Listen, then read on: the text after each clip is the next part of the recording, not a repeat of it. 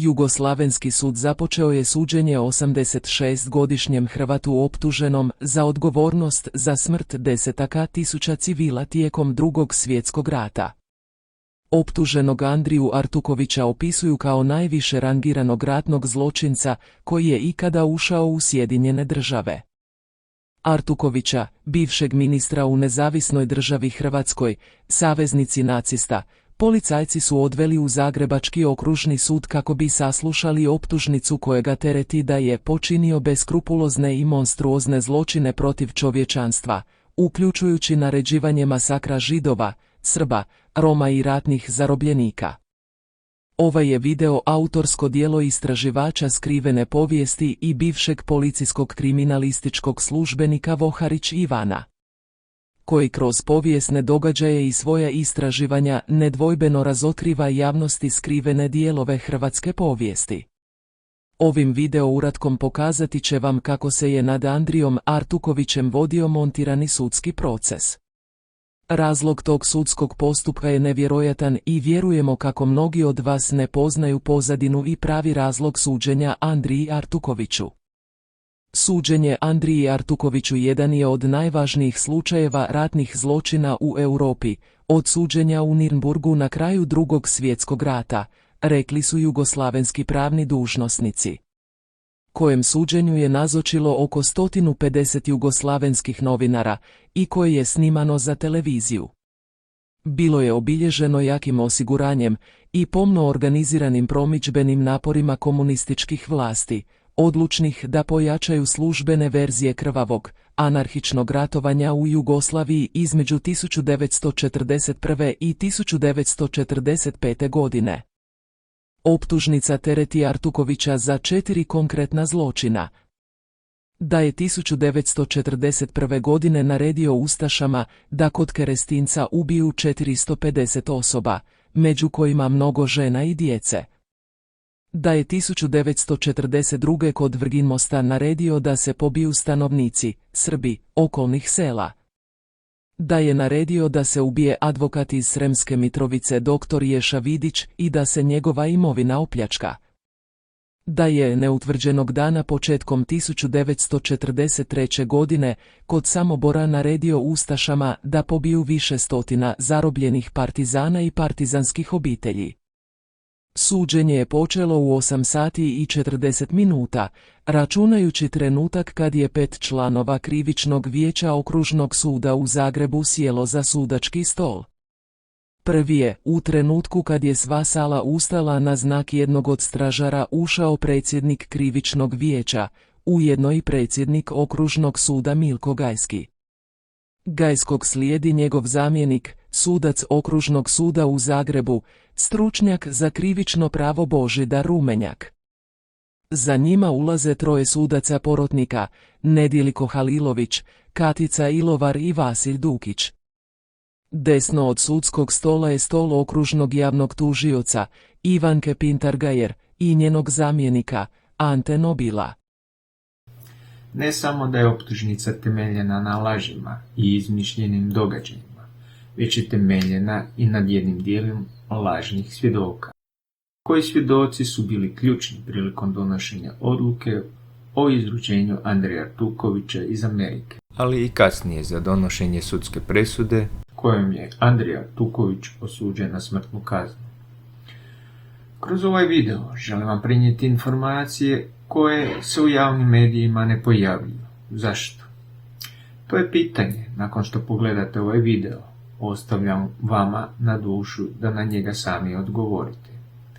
Koliko vam je uopće stalo do istine i razotkrivanja skrivenih dijelova hrvatske povijesti, vidljivo je po tome koliko je vas Hrvata uopće upoznalo svoju djecu s tim dijelovima skrivene povijesti i koliko ju promovirate u javnosti, naročito naši hrvatski povjesničari uz čast izuzecima.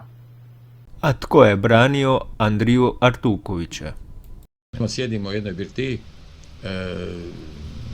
koja se zvala Kod lažnog svjedoka, to je jedna čuvena birtija, danas više ne radi u Ambruševoj ulici.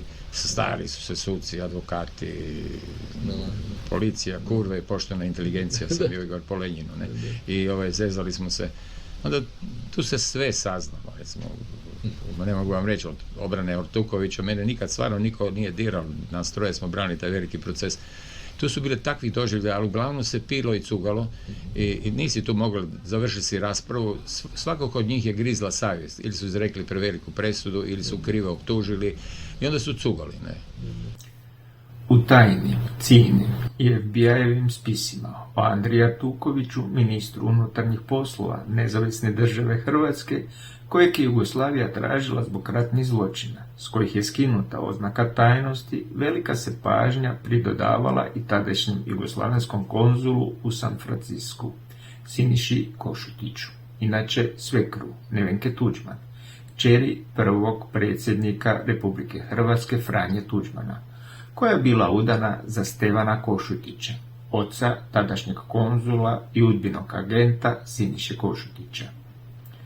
Košutić je bio predstavnik UDBE i agent jugoslavenske vlade, koji je od svojeg dolaska u San Francisco 1950. bio zadužen za pripremu izvješća i iscrtavanje karaktera jugoslavenskih imigranata i organizacija.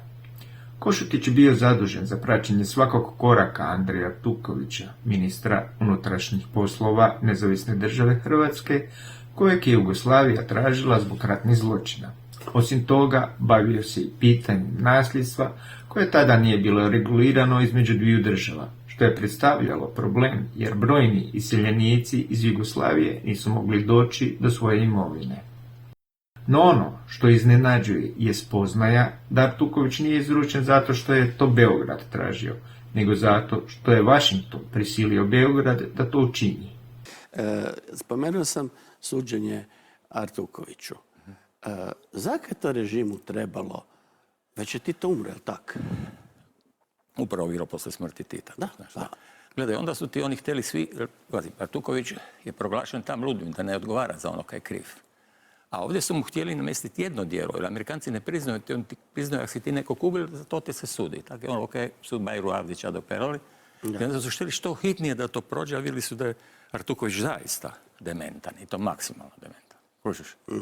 I onda smo tako to celu priču ispričali i napravili. Čuj, uglavnom, Artuković je treba biti što prije sedeli u onom svom zatvoru unutra. Niš nije razmjer, on je mislio da je u onom ustanku koji je on vodio kao advokat, kako znaš, lički ustanak, gospički ustanak. On je stalno mislio da je tamo. Dobili smrtnu kaznu, veli, konačno je pravda pobjedila. Mislim, časna riječ, stvarno. On je bil bolestan čovjek. A zašto mu se sudilo? Srbi su htjeli dokazati da smo mi genocidni narod. Ta priča se vuče stalno. Vidjeli su da je, s menom su tu branili veliki advokati, branio je recimo Srđan Popović s menom, Pavluć, pa sve pravi dečki. Mi smo sve to znali, a niš nisi mogli napraviti. Ne? Mene je jedino uvredilo kod Nobila to kad je rekao da nas je prisluškivao. Pa kad bi mene i Srđana Popovića neko mogli prisluškivati, Oluvića da su nas metnuli, to se hvalili.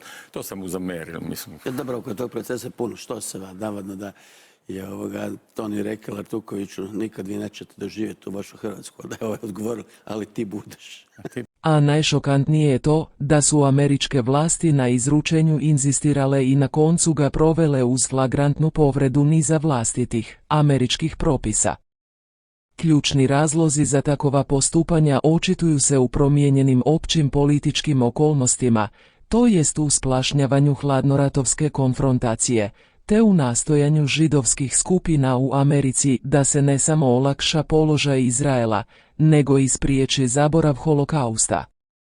Time je bitno ugrožen položaj bivših pristaša osovine, bili oni to svojom voljom, bili to zbog objektivnih okolnosti odnosno razloga na koje nisu mogli utjecati, koji su zbog svoga antikomunizma uživali stanovitu zaštitu u SAD-u. Radi potrage za njima, krajem 70-ih zapravo, 1977. osnovan je Special Litigation Unit, SLU, koji je godinu kasnije ušao u sastav Ministarstva pravosuđa, gdje je preimenovan u Ured za posebne istrage, Office of Special Investigations, OSI. U OSI-u je zaposleno 50 osoba, a pored velike kongresne potpore, dobio je i znatna sredstva.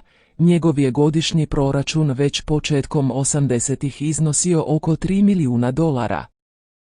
A kako je to sve na jednostavan način prezentirano javnosti mogli ste čitati po ondašnjim jugoslavenskim medijima kao i danas. Naravno, ni tada kao ni danas niste mogli dobiti sve informacije koje su od bitnog značenja kako bi se pisala istinita povijest. Ukratko što ste onda mogli pročitati i saznati. Jugoslavija je u kolovozu 1951. zatražila od SAD-a izručenje Andrije Artukovića. Nakon 7-godišnjeg procesa, sud u Los Angelesu odbio je beogradski zahtjev po 2 osnovama, zbog činjenične neutemeljenosti i nedostatka garancija da bi Artuković imao pravedno suđenje. Sredinom 80-ih godina prošloga stoljeća Beograd je obnovio zahtjev, a američke su ga pravosudne i političke vlasti ovaj put odobrile. No zapravo istina je ipak malo drugačija, kako je već navedeno, istina je da su američke vlasti na izručenju inzistirale i na koncu ga provele uz flagrantnu povredu niza vlastitih američkih propisa, sve na inicijativu skupine američkih Židova. Američki je sud u obrazloženju takve odluke naveo da se za nju odlučio zbog interesa javnosti i što se njome promiču odnosi dviju zemalja, a osumnjičeniku se ne nanosi nepopravljiva šteta, s obzirom da su jugoslavenske vlasti zajamčile pravedno suđenje. Artuković, koji je tada imao 87 godina, te je bolovao od Alzheimerove i Parkinsove bolesti, izručen je u kolicima u noći s 11. na 12. veljače 1986. godine. Ono što je jako bitno za Artukovićevo suđenje je nepoštivanje ondašnjih zakona SFRJ, jer je i sama optužnica postavljena na tankim nogama, kako su to tada govorili i sami odvjetnici Andrije Artukovića. Najbitniji razlog zbog kojih je optužnica bila neutemeljena je zapravo to što ondašnje pravosuđe nije pokazivalo retroaktivnu primjenu zakona. To jest, da se nekoga tereti prema zakonima donesenim poslije inkriminiranih dijela koja mu se stavljaju na teret. Zapravo, to možemo vidjeti i suđenja drugim ratnim zločincima u svijetu. Kao primjer navodim Nürnberški proces. To je samo jedan od primjera suđenja, recimo Eichmannu, jer to suđenje se činilo po specijalnim zakonima, koje, međutim, u slučaju Andrija Artukovića uopće nije donesen. To su jako bitni i veliki propusti iz kojih se zapravo vidi cijela nesposobnost, ali i politička upornost da se izaberu podobni ljudi, od suca pa do tužiteljstva, koji će bez obzira na sve po sili nepostojećeg zakona osuditi Andrija Artukovića, jer je već unaprijed bilo jasno i poznato kakvu presudu očekuje jugoslavenska javnost. Kako bi vam potkrijepio dokaze, prenijet ću vam neke dijelove sa suđenja, koji zbog nepoznatih razloga još do sada uvijek nisu dostupni široj javnosti, iako su u to vrijeme bili prisutni novinari i razne televizijske kuće, pa se je čak snimalo kamerama za potrebu jugoslavenske televizije i kasnije propagande protiv hrvatskog naroda. Anton Obilo je naveo da su iskazi svjedoka saslušanih na glavnoj raspravi sasvim razbili koncept Artukovićeve obrane. Pa govori riječima, iskazu svjedoka Bajre Avdića možemo pokloniti vjeru ne samo zato što je logičan, nekontradiktoran, suglasan opće poznatim i povijesnim činjenicama i što je Avdić osobno očito vjerodostojan svjedok, već i stoga što je taj iskaz potpuno sukladan i sa svim ostalim dokazima izvedenim na glavnoj raspravi. Iz tog iskaza nedvojbeno proizlaze zaključak da je optuženi Artuković početkom 1942. godine u blizini Vrginmosta naredio da se za odmazdu pobije više stotina civilnih stanovnika tamošnjih sela, da je potkraj 1941. naredio da se nekoliko stotina uhapšenih ljudi, žena i djece pobije u blizini dvorca Kerestinca, te da se početkom 1943. u blizini Samobora pobiju zarobljeni partizani. S druge strane niz svjedoka da analizira obrane optuženog i rezultat dokaznog postupka nedvojbeno ukazuju i na to da je optuženi Artuković izdao nalog da se Jevremiješa Vidić uhapsi i ubije te da mu se oduzme imovina, naveo je, uz ostalo, zamjenik okružnog javnog tužioca Anton Obilo, a zatim nastavio. Stoga smatramo da analiza obrane optuženoga i rezultat dokaznog postupka nedvojbeno upućuju na to da se iskazu svjedoka Bajre Avdića može pokloniti puna vjera, da je on okolnostan, uvjerljivi, suglasan povijesnim i drugim opće poznatim činjenicama, dok je obrana optuženog kontradiktorna, nelogična, nevjerljiva, suprotna opće poznatim činjenicama i očigledno iskonstruirana. I dalje, više saslušanih svjedoka dali su iskaze koji se međusobno dopunjuju ili poklapaju i koji ukazuju na to da je optuženi odgovoran za smrt Jevremiješe Vidića. Ali gledajte, dogodilo se suđenje Artukoviću prije sada već skoro 25 godina, koji je suđen po lažnim točkama optužnice. Dakle, Artukoviću nije se sudilo za genocid, što mu se kao ministru unutarnjih poslova trebalo tužiti, nego po lažnim točkama koje su iskonstruirane početkom 50. godina u okviru jugoslavenskog pravosuđa, kada se tražilo Artukovićevo izručenje Jugoslavije. Onda se na brzinu nešto izmiješalo, potpuno neprilično današnjim sudskim, odnosno pravosudnim standardima. Optužen je Artuković za zločin koji se nije dogodio. Je bio američko pravosudno sustav koji je pod određenim uvjetima mogao izručiti. 80. godina kad su se opće prilike promijenile, onda su izručili Artukovića po onim točkama optužnice. Dobro, idemo mi sad dalje. Gospodine Bušir, kako vi dakle vidite? I kada ste ovo čuli iz usta druga Goldsteina, zar je potrebno iznositi daljne neke dokaze? Za druga Milana Bulajića sigurno ste svi čuli. Milan Bulajić rođen je 6. rujna 1928. godine, a umro je 29. studenog 2009. godine. Bio je srpski povjesničar, stručnjak za proučavanje holokausta i jugoslavenski diplomat. Bio je jedan od osnivača Muzeja žrtava genocida i Fonda za istraživanje genocida u Beogradu. Bulajić je kao istraživač promicao visoke brojke o broju žrtava koncentracijskog logora Jasenovac. Prema sociologu Jovanu Pfordu, Bulajić je pripadao skupini autora koji su svojim dijelima podržavali srpsku stranu protiv Hrvatske u ratu riječima, koji je nakon uplitanja raznih državnih ministarstava prerastao u propagandni rat. Ti su autori oslikavali genocidnost hrvatskog nacionalizma, kao i ulogu katoličke crkve u genocidu počinjenom u Drugom svjetskom ratu, negirajući postojanje bilo kakvog oblika antisemitizma u Srbiji. Iz knjige Vladana Tomića Nema mesta na nebu. Razgovor sa Milanom Bulajićem. Gospodine Bulajiću, kada ste prvi puta vidjeli Andriju Artukovića? Prvi put sam ga video u Los Angelesu 1958. godine pred američkim sudom koji je raspravljao o zahtjevu jugoslovenske vlade za njegovo izručenje kao ratnog zločinca. Da li ste govorili na sudu? Ne, nisam govorio. Ja sam bio predstavnik jugoslavenske vlade, sa mnom je bio Ćerina, pomoćnik Republičkog javnog tužioca Hrvatske. Mi smo imali svog američkog advokata, Danielsona, preko koga smo govorili, pošto mi ne možemo direktno pred stranim sudom zastupati.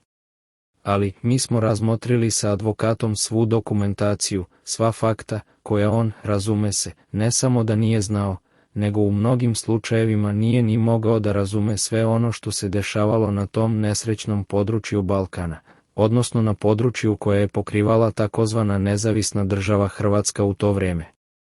Da li se sećate nekog pitanja koje je postavljeno Artukoviću? Postavljena su mu pitanja o odgovornosti, kao ministra unutrašnjih poslova, pre svega. On je zastupao tezu da je bio samo ministar unutrašnjih poslova, titularno, da je u stvari svu vlast imao ravnatelj za javni red i sigurnost, koji je bio u sastavu Ministarstva unutrašnjih poslova, Dido Kvaternik. Međutim, u evropskim zemljama Ministarstvo unutrašnjih poslova je Ministarstvo policije, a u Sjedinjenim Američkim Državama Ministarstvo unutrašnjih poslova je Ministarstvo šuma, ruda i tako dalje, tako da je i to trebalo razjasniti. Oni su bili u velikoj prednosti jer su doveli u Los Angeles više članova Pavelićeve vlade i svi su oni, uključujući Lackovića, ličnog sekretara Stepinčevog, javno svedočili, dokazivali da je Artuković dobar katolik, dobar građanin i da njega proganja neka crna sila koja se zove komunistička Jugoslavija. Mi smo, na drugoj strani, imali neke slabosti.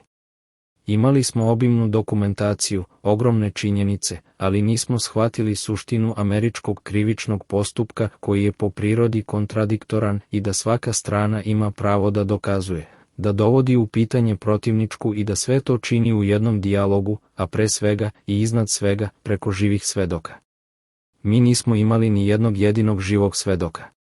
Da nije Artuković izručen Jugoslaviji, da li bi njemu ipak bilo suđeno u Americi? Odnosno, da li možete objasniti kako je izručen samo zahvaljujući organizovanoj aktivnosti jevrejskog lobija u Americi?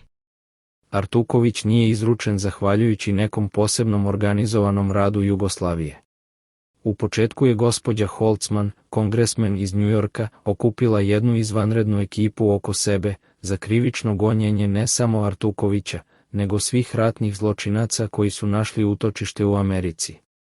Među tim ratnim zločincima, što nama ne služi na čast, Artuković je, po njihovim procenama, bio među prvima, u nekim periodima i kao najgori, najopasniji ratni zločinac.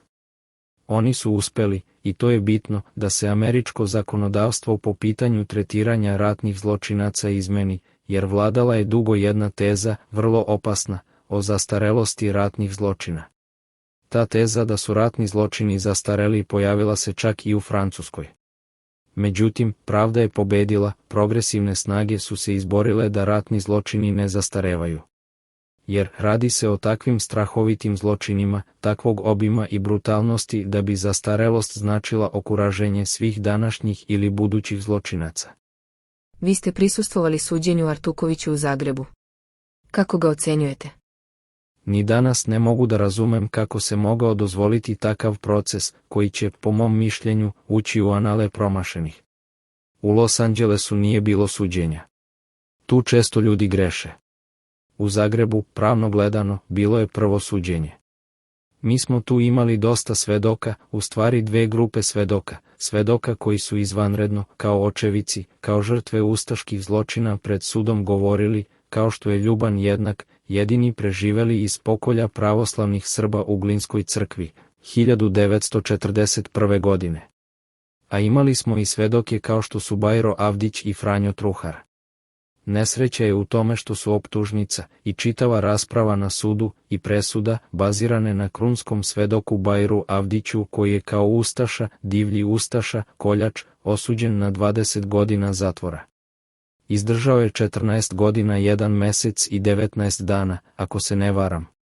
Kao takav postao je krunski svedok. Šta je rekao? On je svedočio o 3 zločina. Prvo, da je krajem 1941. godine jedna grupa Jevreja dovedena na Krešimirov trg i odatle, pod komandom i neposrednim nadzorom ustaškog ministra Andrije Artukovića, kamionima sprovedena do Kerestinca i tu, na licu mesta, po njegovoj komandi pobijena. Da li je to tačno? Nije uopšte tačno. Poznato je da je posle pokušaja proboja komunista iz logora Kerestinac i pogibije istaknutih hrvatskih komunista, logor Kerestinac zatvoren. Krajem 1941. godine taj logor nije postojao. Zatim, u jevrejskim arhivama židovske opštine u Zagrebu, dokumentima Jevrejskog muzeja u Beogradu, Saveza jugoslovenskih opština, nema dokumenata da je tolika grupa Jevreja krajem 1941. godine pobijena. Tragedija je u tome što je bilo više drugih grupa, od logora u Đakovu do mnogih drugih logora, u Jasenovcu, za koje se zna tačno, imenom i prezimenom. Samo iz Sarajeva preko 9000 Jevreja je na najbrutalniji način pobijeno i njihova imena su poznata. Da li je Bajro Avdić o tome svedočio? O ovome ne. On je govorio o onome što nije bilo. Znate imena, imate dokaze za sve to, ali to nije ušlo u optužnicu, niti u presudu. Od jedne tako velike grupe od 400, 500 Jevreja ni jedno ime nisu dali, ni jedno jedino ime. Zašto on nije svedočio? Za ono o čemu je on svedočio nijedno ime nije ponuđeno. Nisu se ni porodice javile, niko. Drugo svedočenje je bilo o tome da je početkom 1942. godine kod Vrginmosta, po naređenju Artukovića, navodno radi odmazde zbog likvidacije neke ustaško-domobranske jedinice, pokupljena opet jedna velika grupa od 450-500 Srba i da su tu na licu mesta pobijeni, tenkovima gaženi i tako dalje.